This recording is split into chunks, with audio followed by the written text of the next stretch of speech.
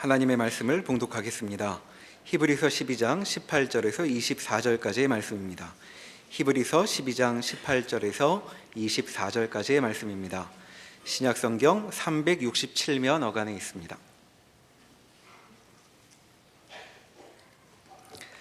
너희는 만질 수 있고 불이 붙는 산과 침침함과 흑암과 폭풍과 나팔 소리와 말하는 소리가 있는 곳에 이른 것이 아니라 그 소리를 듣는 자들은 더 말씀하지 아니하시기를 구하였으니 이는 짐승이라도 그 산에 들어가면 돌로 침을 당하리라 하신 명령을 그들이 견디지 못함이라. 그 보이는 바가 이렇듯 무섭기로 모세도 이르되 내가 심히 두렵고 떨린다 하였느니라. 그러나 너희가 이른 곳은 시온산과 살아계신 하나님의 도성인 하늘의 예루살렘과 천만 천사와 하늘에 기록된 장자들의 모임과 교회와 만민의 심판자이신 하나님과 및 온전하게 된 의인의 영들과 새 언약의 중보자이신 예수와 및 아벨의 피보다 더 나은 것을 말하는 뿌린 피니라. 아멘. 히브리서 수신자들이 지금 겪고 있는 어려움들, 절망과 또 낭패, 그런 형편에 있는 이들에게 너희는 만질 수 있고 불이 붙는 산과 침침함과 흑암과 폭풍과 나팔 소리와 말하는 소리가 있는 곳에 이른 것이 아니라 그 소리를 듣는 자들은 더 말씀하지 아니하시기를 구하였으니 이는 짐승이라도 그 산에 들어가면 돌로 침을 당하리라 하신 명령을 그들이 견디지 못함이라. 시내산 사건을 얘기합니다. 출애굽에서 이제 시내산에 도달하여 하나님께서 모세를 산 위로 부르시고 강림하심으로 빽빽한 구름과 흑암과 번개와 뇌성으로 모두가 두려워하게 되고 산에 가까이 오지 마라. 누구든지 근접하는 자는 다 죽을 것이라 하는 위협과 두려움 속에 놓여 있습니다.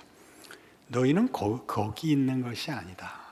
옛날 너희 손조들은 하나님의 거룩함을 두려움으로 경험할 수밖에 없었지만 22절 그러나 너희가 이른 곳은 히브리 수신자들이여 우리 모두 신약 백성들은 시온산과 살아계신 하나님의 도성인 하늘의 예루살렘과 천만 천사와 하늘에 기록된 장자들의 모임과 교회와 만민의 심판자이신 하나님과 및 온전하게 된 의인의 영들과 새 언약의 중보자이신 예수와 및 아벨의 피보다 더 나은 것을 말하는 뿌린 피니라. 우리가 이른 곳은 히브리 수신자들이 승리하지 않았는데 고통 속에 있고 스스로 낙심하고 있는데 너희가 가진 지위, 너희가 가진 신분은 이렇게 굉장한 것이란다. 천군 천만 천사들이 모여서 환호하는 예수로 말미암아 하나님께서 그의 창조 세계를 영광으로 회복하시고 그 주인공 된 하나님의 백성들을 그 복된 자리로 불러 환호케 하며 기뻐하며 찬양하게 하는 그 자리가 지금 우리의 신분이고 지위라고 말합니다. 우리는 잘 안 믿어지죠. 우리가 천사를 좋아하는 이유가 뭐라 그랬죠? 천사는 구정물에 발 안 담그고 산다. 그게 우리가 천사를 좋아하는 이유고, 우리가 아브라함이나 바울을 좋아하는 이유는 뭐죠? 죽었잖아요. 더 이상 고생이 없잖아요. 그러니까 의외로 우리는 우리의 현실, 즉 현실을 직시하는 게 겁이 납니다. 현실을 살자니 고통뿐이고 믿음을 지키자니 너무 길고, 좋을 때 딱 죽었으면 좋겠는데 좋을 때가 거의 없고, 그리고 편안할 때는 이 생각이 안 나고, 이 문제입니다. 그러니까 여길 뚫어야 되는 거죠. 히브리서가 이걸 뚫고 있습니다. 지금 너희가 있는 곳이 이렇게 천만 천사들이 환호하는 예수로 말미암아 하나님이 그의 창조 세계를 영광스럽게 회복하고 완성하신 일을 장자들과 함께, 장자란 하나님의 모든 백성을 말합니다. 남녀를 불문하고 하나님의 유업을 이을 자라는 이름으로 장자라 그러는 겁니다. 그러니까 이런 일들이 우리에게 실감이 나지 않는다면 이제 적당한 성경의 비유를 한번 다시 생각해 봅시다. 어느 비유가 맞을 것 같습니까? 탕자의 비유. 그게 왜 여기에 맞죠? 탕자의 비유는 아시다시피 작은 아들이 자기 재산 달래가지고 집 나가서 허랑방탕하고 굶게 되어 돌아올 수밖에 없게 됐던 얘기를 그리고 있습니다. 그는 돌아올 때 본인도 자기가 한 게 뭔지를 알아서 아버지, 저는 아버지의 자식이라고 불릴 자격이 없습니다. 저를 품꾼의 하나로 보십시오. 일꾼, 하인으로 보십시오. 아버지가 펄쩍 뜁니다. 무슨 소리냐, 얘들아. 2부에서는 이 순서를 거꾸로 했는데 옷 입히고 목욕시켜라. 그래서 거꾸로 됐어요.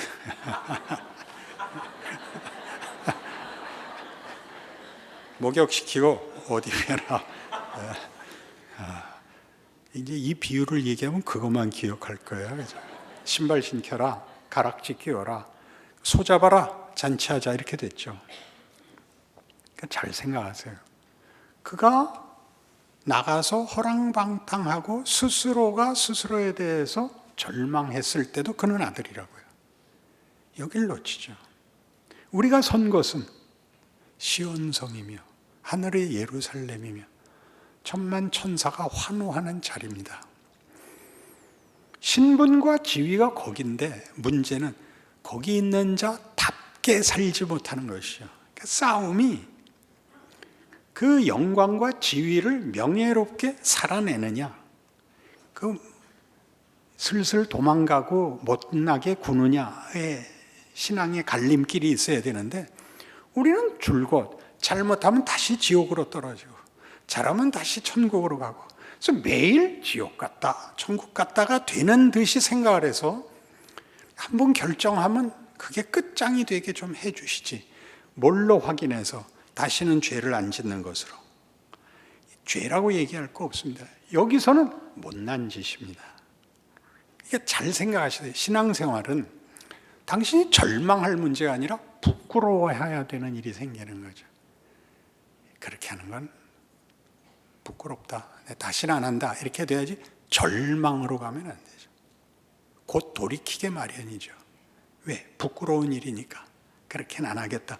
이리 오라고 하는 얘기입니다. 그래서 중요하게 큰아들이 밭에서 일하다 돌아옵니다. 이게 웬 풍악 소리냐? 동생이 돌아와서 아버지가 기뻐서 잔치를 열었습니다. 안 들어가려고 그러죠. 아버지가 와서 얘야 들어가서 함께 즐기자. 아니 이 재산을 다 탕진해버린 자식한테 무슨 잔치입니까? 저와 제 친구들한테는 염소 새끼도 한번 안 잡았습니다. 뭐라 그러시죠? 얘야 너는 늘 나와 항상 함께 있지 않냐? 내 것이 다 네 것 아니냐? 탕자의 비유에서 우리가 틀리는 게 뭐라 그랬죠? 그가 돌아온 것을 기뻐하지 돌아온 게 끝이 아닙니다. 돌아와서 이 큰아들 같이 살아야 됩니다. 큰아들 같이. 뭐요? 그가 불만인 인생. 매일 일만 하고 염소 새끼도 하나 안 잡아주고 뭘 먹었을까요 그러면?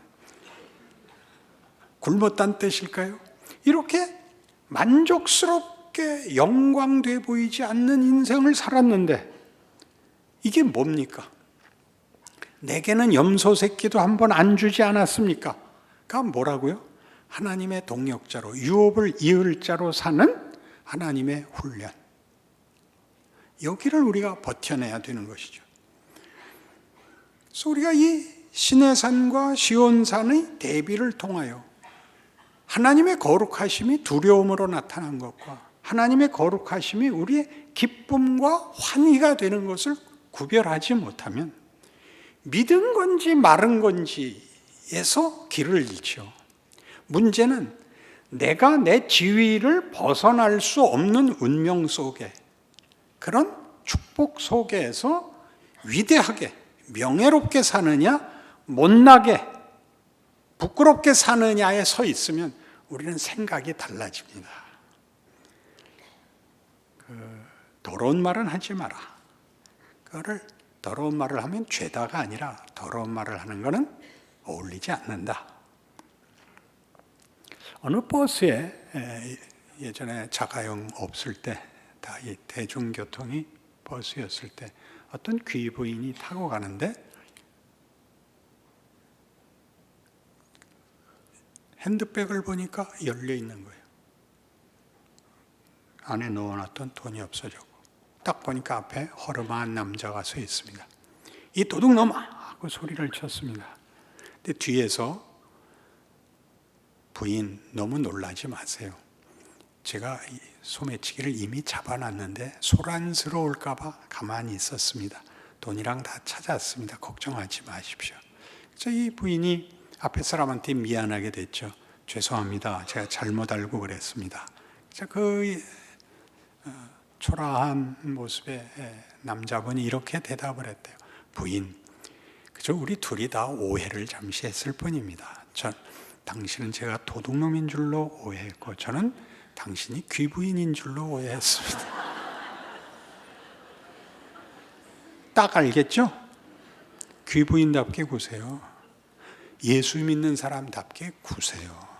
그걸 놓치면 그냥 우리는 그냥 망하는 겁니다. 뭐 운명이 망하는 게 아니라 이 꾸중을 받는 거죠.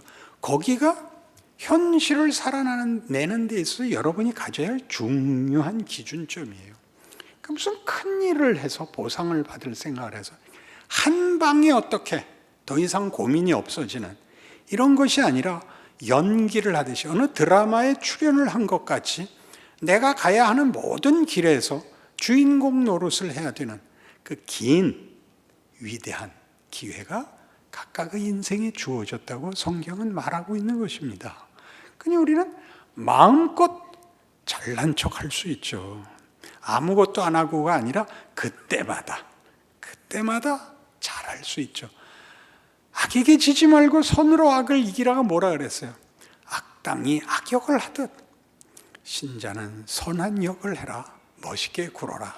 그 더러운 말과 욕지거리와 저주는 하나도 명예가 없다고요.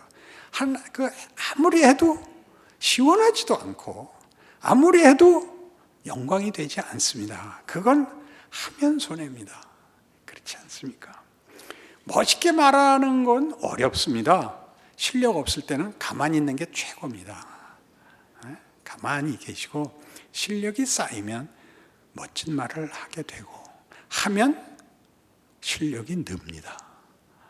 여러분이 그 경우, 어려운 경우, 여러분도 확 폭발하고 싶은 경우를 하나님이 걷게 하는 이유는 우리가 크기를 바라기 때문입니다.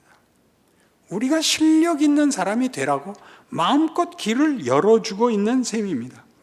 골로새서 3장에 가보시죠. 326페이지입니다.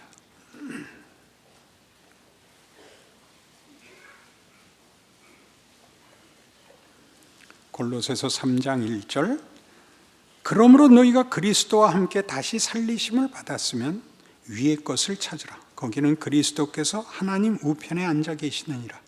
위의 것을 생각하고 땅의 것을 생각하지 말라. 이는 너희가 죽었고 너희 생명이 그리스도와 함께 하나님 안에 감추어졌습니다. 그러니까 우리는 이미 주님과 함께 하늘 보좌에 가 있는 신분이며 그 신분으로서 지금을 사는 겁니다. 예수님의 성육신을 생각해 보십시오. 그는 인간이 되자 신이기를 멈추지 않았습니다. 신이 인간으로 오셔서 인간이 해야 할 일을 다 하시죠. 그게 얼마나 어려웠으면 히브리서 5장 7절에서 그는 육체에 계실 때 죽음에서 자기를 능히 구할 하나님께 심한 통곡과 간구로 소원을 아뢰었고 그의 경외하심을 인하여 들으심을 얻었느니라.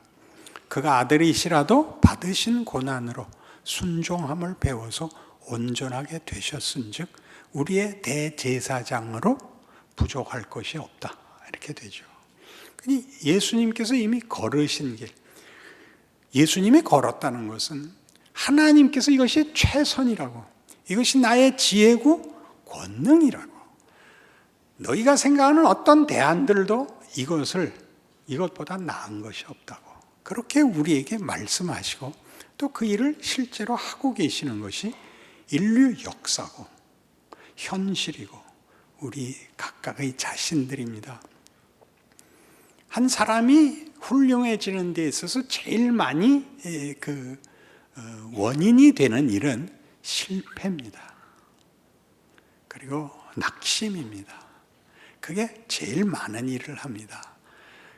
현실이 우리를 위협하고 유혹하는 현실에 있는데 세상의 위협과 시험의 근거는 세상 법칙이죠.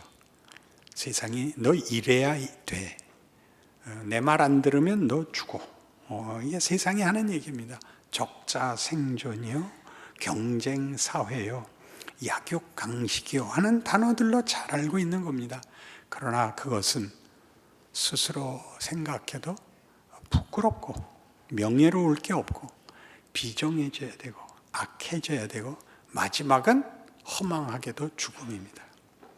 그러나 우리가 가는 길에서는 우리가 그런 모든 일을 겪을 때마다 우리는 더 좋은 말을 할 수 있고 더 좋은 선택을 할 수 있다는, 또 세상은 주지 못하는 선택이 있습니다. 내 원수가 줄이거든 먹이고 목마르거든 마시게 하라. 굉장하죠. 너희를 저주하는 자를 저주하지 말고 축복하라. 이런 것들은 실제로 유용합니다. 저주를 하고 폭력으로 보복하는 것은 돌아올 게 없습니다. 그리고 보복을 하려면 내가 상대방보다 더 악해져야 됩니다. 지는 것 같은 이것, 그러니까 예수 안에서 하나님이 보이신 덕목들과 영광들과 우리에게 준 기회들이 무엇인지를 알아야 됩니다. 세상과 하나님이 하시는 일 사이에서 어느 것이 더 나은가를 볼 수 있고 어느 것이 우리에게 더 만족스러운 정체성인가 선택할 수 있습니다. 작은 아들이 둘러오면서 뭘 배우느냐 하면 돼지 우리를 치면서 쥐염 열매를 먹고 살려고 해도 그게 부족한 자리에서 내가 아버지를 떠나서 여기서 굶어 죽게 됐구나. 내 아버지 집에는 풍성한 품꾼이 얼마나 많은고 내 아버지는 그 일꾼들에게도 풍성했다.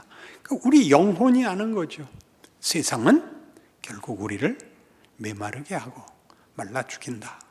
아무 가치가 없게 한다. 그러나 우리 아버지는 그렇지 않다. 윤택하게 하며 풍성하게 하며 자랑하게 하신다. 그게 이제 선택할 수 있는 경험이 되죠. 여러분, 여러 번 실패하셔도 돼요. 여러분을이라고 부르는 이름이 여러 번에서 왔을 거예요. 그래서 커요. 늘 얘기하듯이 생명은 비가 오면 비가 와서 크고 바람이 불면 바람이 불어서 크고 해가 나면 해가 나서 크고, 생명이 없는 것은 비가 오면 비가 와서 썩고 바람이 불면 바람이 불어서 썩고 해가 나면 해가 나서 썩습니다. 하나님이 여러분을 무엇을 만들었는지 알아야만 우리는 이 성경이 하는 이 얘기들, 너희가 선 곳은 거룩한 시온산이다, 하늘의 예루살렘이다, 천만 천사의 환호성 속에 함께 선 예수 그리스도와 그의 피가 증거하는 자리다 라는 걸 알게 됩니다. 12절, 그래서 이런 어찌 보면 명령 같아 보이는 말이 나옵니다. 12절, 그러므로 너희는 하나님이 택하사 거룩하고 사랑받는 자처럼 긍휼과 자비와 겸손과 온유와 오래 참음을 옷입고 누가 누구에게 불만이 있거든 서로 용납하여 피차 용서하되 주께서 너희를 용서하신 것 같이 너희도 그러하고 이 모든 것 위에 사랑을 더하라. 이는 온전하게 매는 띠니라. 그리스도의 평강이 너희 마음을 주장하게 하라. 너희는 평강을 위하여 한 몸으로 부르심을 받았나니 너희는 또한 감사하는 자가 되라.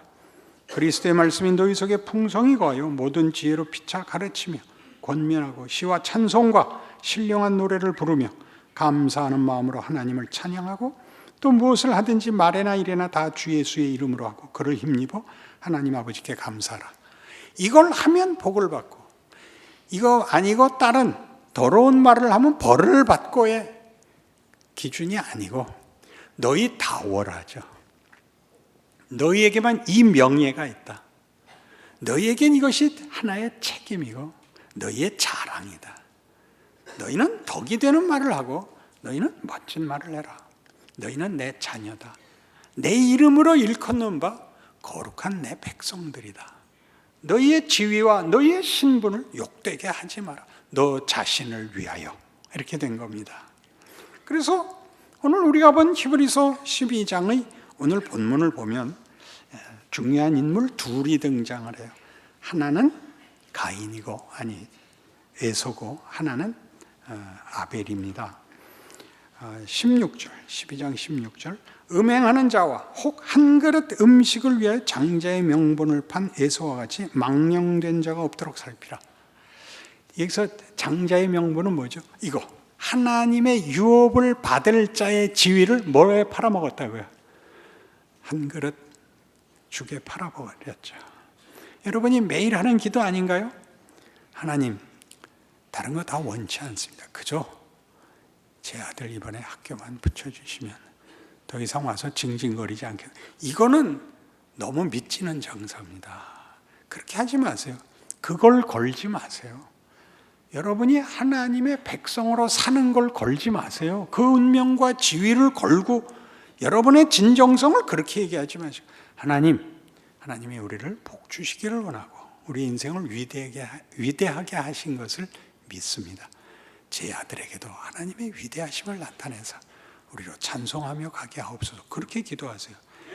기도 자체가 이게 완전히 우상들한테 점쟁이한테 가서 하는 것 같이 기독교가 이렇게 확 격이 떨어져 있고 하나님이 두려운 분이고 하나님이 무슨 이렇게 뭐가 모자라는 분 같이 거래를 하는 것은 여러분 스스로의 지위와 정체성을 놓치는 것이며 현실을 살아내는 데 있어서 아주 무기력하게 만드는 큰 왜곡입니다. 아벨은 이렇게 등장해 있어요.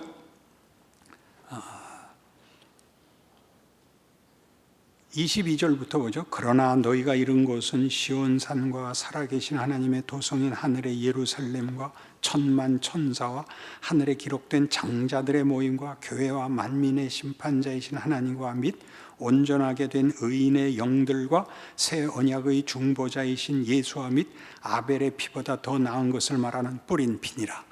여기 아벨의 피는 왜 나왔죠? 아담과 하와가 난 아들이 가인이었습니다. 가인이 아벨을 죽였죠. 아벨의 피가 하나님께 호소를 하죠. 무슨 호소를 했다고 생각합니까? 보복해 주십시오. 그런 게 아닙니다. 아벨의 피의 호소는 이 본문에 의하면 이런 이해입니다. 하나님, 창조가 어찌 사망으로 결과될 수 있습니까? 생명이 사망하게 진다면 그게 무슨 창조겠습니까? 그 피가 하나님의 창조주시라면 이럴 순 없습니다 라는 어떤 호소를 하는 것이죠. 하나님이 갚으셨죠. 보복으로 갚는 게 아니라 하나님이 이 사망의 원인과 모든 결과를 다 씻어내고 내가 내 창조를 기억하고 완성하겠다가 하나님이 그 피의 호소를 받았다는 뜻입니다. 가인을 쫓아내죠. 그러니까 거기 예수 그리스도의 피는 왜 등장을 하죠? 예수께서 그가 흘린 피로서 사망을 다 회복시켰기 때문입니다. 그의 피로 우리 히브리서 2장 14절에 나오는 것 같이 사망으로 사망 권세를 가진 마귀를 없이 하고입니다. 사망은 더 이상 우리에게 위협이 되지 않습니다. 우리에게는 하나님의 자녀라는 이름, 그 자녀가 되는 영광, 그 자랑, 그 승리와 찬송이 있을 뿐입니다.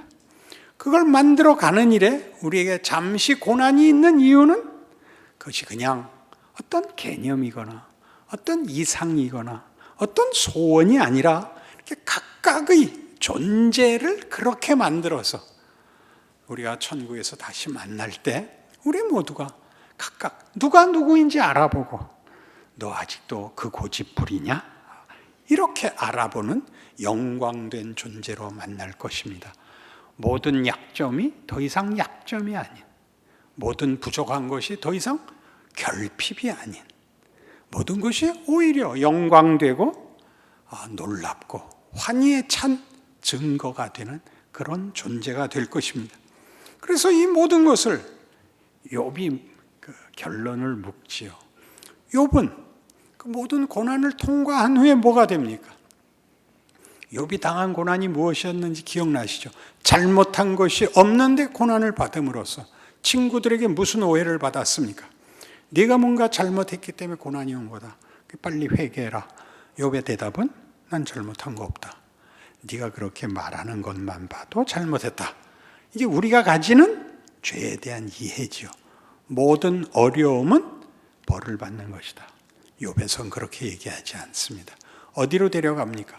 욥이 알고 있는 세상, 잠깐이라도 모르고라도 죄를 지었을까 봐 계속 제사와 제사를 연속하던 욥이 하나님의 부르심을 받아 온 세상을 다스리시는 하나님의 동역자로 부름받는 자리가 욥의 결론입니다. 너는 이 모든 피조세계의 존재와 다르다. 너는 내 자식이다. 너는 이것들을 알아야 된다. 너는 나와 함께 이 세계를 다스릴 주인이다. 그런 명예가 주어지죠. 그게 부활입니다. 우리의 지위, 우리의 신분, 우리가 지금 세상에서 걸어가는 모든 경우, 현실에서 우리는 세상을 다스리는 자로서의 증언을 책임지고 있습니다. 우리만 선한 말을 하며, 우리만 은혜를 구하며, 우리만 기도할 수 있으며, 우리만 생명이 뭔지, 빛이 뭔지 보여줄 수 있습니다. 감동시키라는 것까지 요구하지 않습니다. 너만이 세상은 못한다. 이 어둠에 잠긴 세상에 너는 빛이 되어라. 이 인생을 살아내시는 여러분의 인생이요 승리하시는 신앙이 되기를 바랍니다. 기도하십시다. 하나님 아버지, 우리의 인생은 복된 것입니다. 그것은 마치 하나님이 찾아오신 성육신의 예수님의 모습같이 우리가 이 세상을 걸어감으로써 죽어가는 것들과 흑암에 잡히고 더럽히고 왜곡되고 부패한 것들 속에 생명을 불어넣고 소망을 불어넣고 하나님 앞에 기도할 수 있는 우리의 영광된 인생 기회입니다. 이 길을 걷는 모든 믿는 이들이, 우리 여기 앉은 모든 믿음의 식구들이 자신의 인생을 복되게 살고 영광되게 살고 자랑하며 사는 복으로 승리하게 하여 주시옵소서. 예수님 이름으로 기도합니다.